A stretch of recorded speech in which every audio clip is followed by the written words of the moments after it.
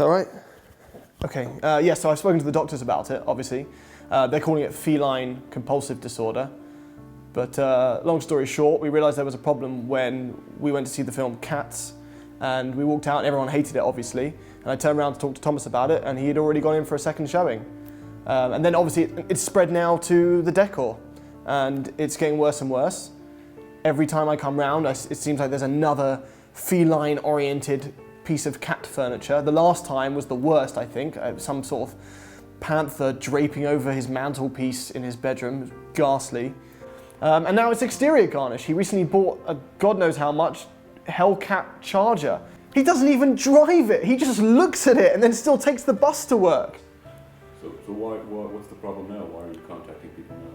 Well, he stopped using the toilet, and that was kind of the last straw. What do you mean? Well, he's covered the whole backyard in sand. And now he just goes and he finds a corner.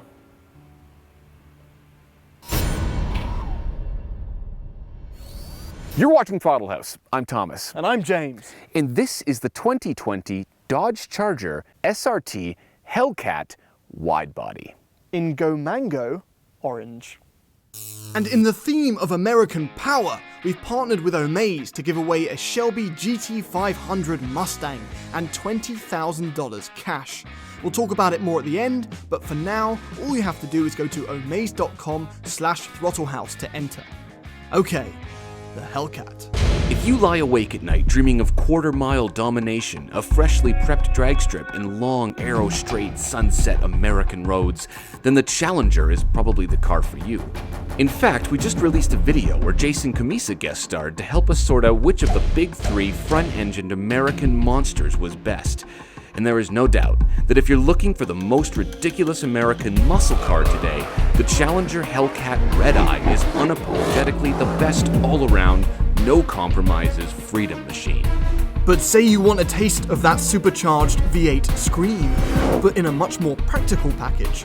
Trade 90 horsepower for 2 more doors, and you're left with a larger-than-life 707 horsepower monster sedan. The Dodge Charger Hellcat Widebody. No, that doesn't quite work with my accent, does it? Thomas? Widebody. Yeah! And if you're new to Throttle House, we do car reviews, track tests, and quite a lot of messing about. So subscribe and hit the bell. Okay, SRT, launch.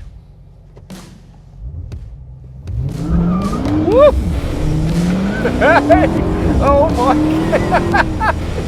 Oh, that doesn't get old!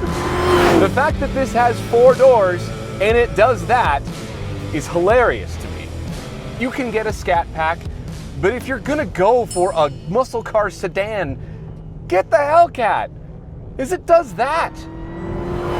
Oh, 707 horsepower at my fingertips here. If you want 717 like the uprated Challenger Hellcat of this year, you're gonna have to go up to the Daytona model.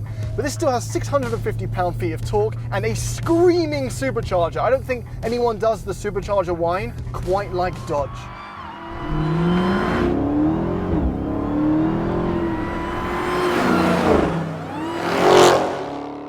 All right, we got the 8-speed transmission. I like to put it over into the manual mode.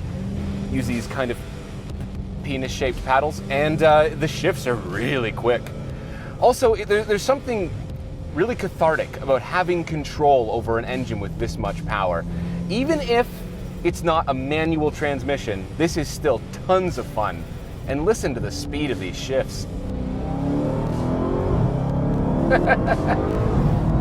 This is the most powerful sedan that you can buy, and the fastest mass-produced sedan in the world. 3.6 seconds, 0 to 60. And a top speed of about a zillion, I think. My favorite part about this engine is that we deal a lot with turbocharged engines. We drive a lot of cars with turbocharged engines, and that's not what this feels like.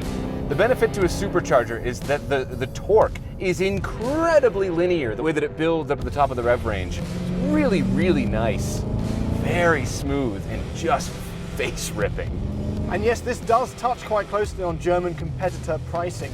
An M5 is there, the E63, and the engine is not as refined as an AMG.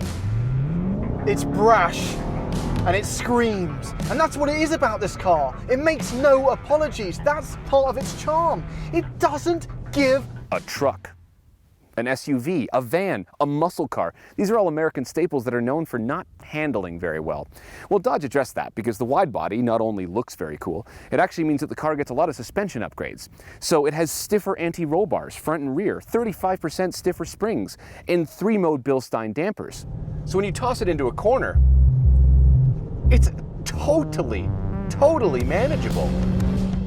The car stays really flat and there isn't any unnecessary motion. The damping is good. It's definitely very planted in the corner, and thanks to that linear power band, I have easy control over the rear end. It's not scary, it's fun. Is it as, let's say, competent as an M5 competition? No, it's not, but it feels more analog than that, even though this year we've gone to electric power steering. As far as electric racks go, this one's really good. Really solid on center feel, and I'm getting some communication coming through the road. Impressed, I'm impressed. Like Thomas said, this car is not afraid of throwing itself into the corner, and there isn't even that much roll, but the best bit is still coming out of the corner and putting your foot down. That bit of the muscle car has not changed. And the beauty of this car is that while it makes all those noises and it has all that power, it doesn't actually sacrifice the comfort that you would come to expect with performance cars. I've got this in street setting right now because it's the adjustable dampers, and it's really easy to live with. You know, we are on very smooth roads right now in the canyons of California, but when we've hit bumps and when we've hit slightly craggy road, is that a word? It's been fine. You could live with this car every day and you would never have a complaint. Well, if you live up north, maybe get some snow tires, because there's a lot of torque to those rear tires. Yeah, I can't fault this car. And actually, the only way that you could fault it is by asking it to be something that it's not. It's not a Porsche. It's a gigantic 4-door, 707 horsepower American V8 muscle car. It is what it is. Brilliant. That is a lot of car. It is. It's not that scary, though. I thought it was going to be more scary to drive. It's not. Well, no, that's because the wide body's mission is to make this as confident as possible around the corner. All the suspension upgrades, all that sort of stuff. It's for that reason. It's quite manageable. It honestly is. Yeah, yeah. All right, styling. Yes. We got some expensive stuff going on here. Yeah. This package, the satin black from hood to roof to deck lid, is $3,500 US. That's a lot of money. I feel like I would save that. Yeah, maybe wrap it yourself or not do it at all. I mean, but it does contrast the Go Mango very, very well. It does. Also, I really like the way that the satin looks with like the lines because of the intake and the heat extractors. This looks like Batmobile. This is really cool. It's I like really, that. really cool. Yeah. So the wide is 3.5 inches wider with the wide body. Yep. And the wheels are wider. They're 11 inches now. And they've got the rubber to match. These are the classic style ones. Yes. So this year you can now option warp speed style ones, which look cool. But my favorite option is the brass monkey ones. So it's the style. Oh yeah, from the red eye. The red eye style, but Yes. in brass. Yeah. And for that reason, I would personally option this in green. So you've got the brass. Ooh, You know, brass with the green. That would be really cool. Really, actually. really cool. But yeah, obviously this is the wide body, which I think is totally necessary because that's what makes the look of this. Well, you haven't got a choice. No, you haven't for this 2020, one. Every single Hellcat is a wide body. But the Scat Pack, you can option it with a wide body. Yeah, it's like $6,000 more. Which you should. And it doesn't just give you the wide body, it gives you all the suspension upgrades and stuff as well, right? Well, and if I was going to get one, I would need it because I otherwise get accused of being a soy boy sometimes. So I think it's unfounded. I don't know what it means, but I don't like it, and I'll shove my Hellcat in your face. Should we check out the interior? Yeah. Okay. Okay. It's a Charger. It is. It's very spacious, and the visibility is fantastic. It is, and then we do have a few upgrades. There's a few options going on here. We have the Alcantara, we have the Carbon. They're both like $700 each. Yep. Also, this is new French stitching. Oh, French. Don't know why it's French, but France. You know, in France they just call it stitching.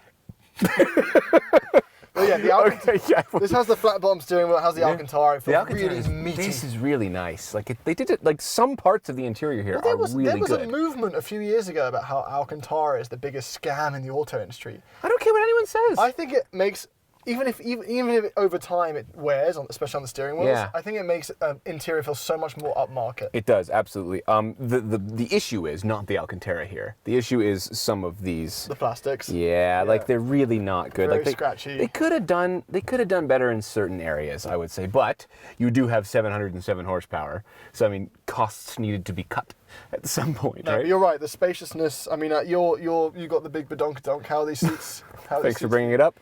Yeah, the seats are actually quite nice. I find them very comfortable. The only issue that I have is that these big, fat, meaty American bolsters on the sides here make it so I can't turn the steering wheel if I'm in like a racing position.